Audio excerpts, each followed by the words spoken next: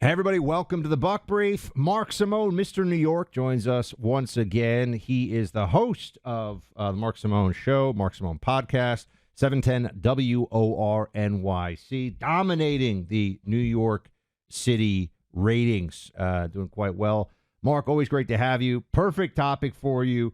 Walk me through. I know the basics, and a lot of the audience will have heard some of the basics of the Adams situation, but I mean, let's start with this. How bad is it as you see it? You know, I'm hearing a lot of different things from people. The mayor of New York, federal indictment. Is he in big trouble, or is he going to be able to figure out a way to fight this?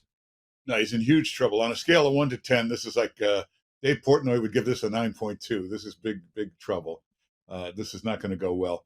All kinds of corruption. Now, taking free trips, free hotel rooms, that might not sound like the worst thing to a lot of people, but it's totally illegal. Donations from foreign countries, which is illegal. They were then disguised through straw donors, laundered. That's illegal. Then apparently he tampered with emails, documents to cover all that up. That's illegal. So they got him on endless charges here, and they've also gone after a whole bunch of people in City Hall. Somebody's going to decide to talk and be the rat. So he's got real problems. So, like, what happened, for example, with the police commissioner, right? I mean, he resigned, and he's under investigation. There's a whole, constellation of senior New York City officials who are either under investigation, just resigned under pressure. Are they all, we think, involved in the same situation, same stuff? Yeah, well, all these commissioners. Now, the funniest thing is the police commissioner. That's totally separate. That's his own problem. That's him and his brother, if the allegations are true, shaking down nightclub owners, taking in tons of money. But that police commissioner a few years ago was Eric Adams' driver. And a lot of people wondered why he was suddenly the PC. That had something to do with it.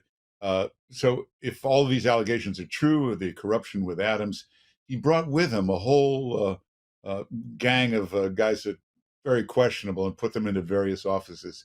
He's got big deputy commissioners whose phones have been seized. They're under investigation. And from what I hear, this is going to spread very wide, not just through the city, but this could reach the state. This could reach Albany. And there could be a lot of names tied into this. Now, you've got very good sources in New York, Mark, and in city government. I mean, have you seen this one coming for a while, and at this scale with Adams? I mean, I've heard whispers of Adams is corrupt, but, you know, de Blasio was a communist, right? I mean, people say these things about people they don't like in office. I didn't have any particular visibility into whatever Adams was doing. Was this a surprise to you when this came out, or did you know, oh, it's just a matter of time? And why do you think it came out now? Well, I don't want to take credit, but I told everybody, vote for Curtis Sliwa. He was running against Adams. There was always these corruption rumors about Eric Adams. He left the police department on very bad terms. He was under investigation. He was going to a departmental trial. He was going to get convicted, but he quit first before he got convicted. And most of that police department years, I believe he was in personnel. That's an area you go into where you have a lot of influence. You can move people from precinct to precinct. So he didn't do a lot of actual on-the-street police work. And as far as the timing of this, I know he says it was all Joe Biden, and that could be a factor. It all began when he went after Joe Biden for the migrants. He started speaking out. He was on his way to Washington to confront Biden, and they stopped him at the airport and took his devices. This is about 7 months ago. So he could be right that it's the Justice Department him being a target, but he may also happen to be very guilty at the same time. Well, my sense, Mark, I'll put this to you is, and look, I'm open to persuasion either way on this one, but among Democrats, you can kind of be a made guy, right? Like Hunter Biden was a made guy for a while. He's doing all kinds of crazy stuff and knew he was going to get away with it because daddy was so important and so connected. And I think Adams may have been a made guy, mayor of New York City, black guy, Democrat. I mean, there's a lot that I think the Democrat Party generally would have backed him, would have been willing to back him up and from a very high level. But once he went at Joe Biden, I feel like he's not a made guy anymore. So then the corruption that he has, I don't think he's innocent, but the corruption he's engaged in, all of a sudden, you see what I'm saying? It's like they pull away the the invulnerability cloak. Yeah, it's the same thing with Menendez. When he started criticizing Joe Biden, that's when the investigation started. So I'm sure it was a weaponized DOJ, combined with the fact that you're looking for dirt on him. It didn't take too long to find stuff. Hey, by the way, the timing of this, they've been doing this for 8 months. Why all of a sudden the announcement last night about 9 o'clock? Yeah. Why that timing? That's when the Kamala Harris interview was taking place. They released it just at the interview, maybe because they knew it would stink and they wanted to distract from the interview. And they didn't want much coverage after the interview ended, because then this dominated the news. I think that's an excellent point, because I'm just thinking to myself, Mark, I was there on the couch watching the Kamala interview, and it was we'll get to this in a second. I mean, it was preposterous. Like, it was every bit as bad as everyone on the right said it was going to be. But then all of a sudden, my phone's blowing up. Oh, look at this, Adams. The timing is uncanny, and I think that's a very important point. Let's get into the interview from Kamala Harris here in just a second. But first up, from our sponsor, Stansberry Research. I've known Stansberry Research for a decade, and they produce incredibly insightful, valuable financial research. And they've just produced a new report about how across America, strange so-called accidents are happening. We've seen reports of 911 call centers going offline, reports of a plane falling apart mid-flight. One of the big reveals, the number of train accidents last year, some 4,700 in all. Why is all this happening? Well, learn why so many big accidents are taking place in America and where and when the next big accident is most likely to occur. Could affect you big time, especially if you have money in the bank or in the stock market. Go to americadisaster.com for the full story. You're not going to see this anywhere else. That's americadisaster.com. Speaking of disasters, Mark. So Stephanie Ruhle goes on Bill Maher's show, says Kamala shouldn't have to answer any questions to the press, really. And then a few days later, she sits down as the person that's asking the tough questions of Kamala. Who thought this was a good idea? Well, I was reading the New York Times review of this interview. Even they admitted it was just ridiculous. It was just fluffy nonsense. You know, when she started talking about housing, we need a holistic approach to housing. It's got to be holistic. What interviewer wouldn't say, what does that mean? You got to be so corrupt to not even ask what she's talking about. And she used that word 7 times. And still, Stephanie Ruhle never asked her what holistic housing is. And that's just one example of a ridiculous softball interview. You could go on Mr. Rogers and have a tougher interview than that. It was just awful.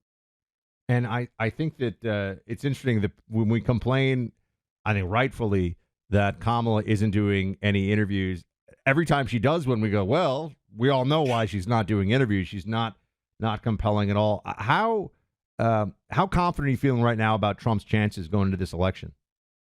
Very, very. If the election were right now, he wins. He wins big in all the swing states.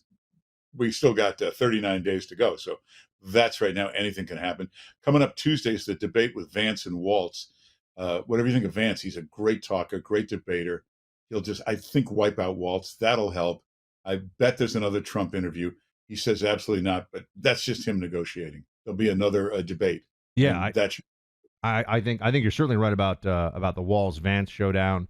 I agree with you. I think Trump is ahead right now. I think the Kamala team knows it, and if it just sort of stays focused and stays on track from here to Election Day, I think we're going to have a very good result. I'm wondering, in New York, are there any congressional races that you're seeing where we could get some upset, where a Republican takes a seat that Democrats were counting on, or what are the races in New York that you're watching closely? Well, it looks good. There was Esposito. We were counting on this guy, Republican, to hold that seat, but they've come up with a girlfriend on the payroll, the wife on the payroll, girlfriend no-show job. It looks bad, but and I don't know why he doesn't do this. He should point out that's how Kamala got started. Kamala was the girlfriend on the Willie Brown gravy train there. So he should point that out. And I don't know, they're talking about ethics investigation. I don't know if a lot of Congress people want to push that because they love to stick people on the payroll. So they might let that one go. So that's an important race. That's an important one. No, absolutely. And who do you think Adams is going to resign? I meant to ask you this when we were talking about Adams. You think he's not going to make it through his term? Well, he's not going to resign. He doesn't want to resign. He needs to raise money for a defense fund. As long as you're the mayor, Donors will give you money. You can always do little favors for them. So he'll hang in there as long as he can. Tell me this: who do you think the next mayor of New York's going to be? Well, if he goes, the public advocate takes over. There has to be a special election within 80 days.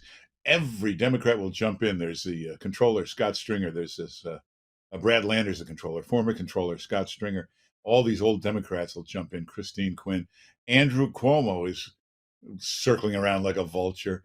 And we'd love to see Curtis Sliwa. He'd be good. If there's a special runoff election, there's no party labels. It's nonpartisan. So Curtis had a problem last time being labeled a Republican.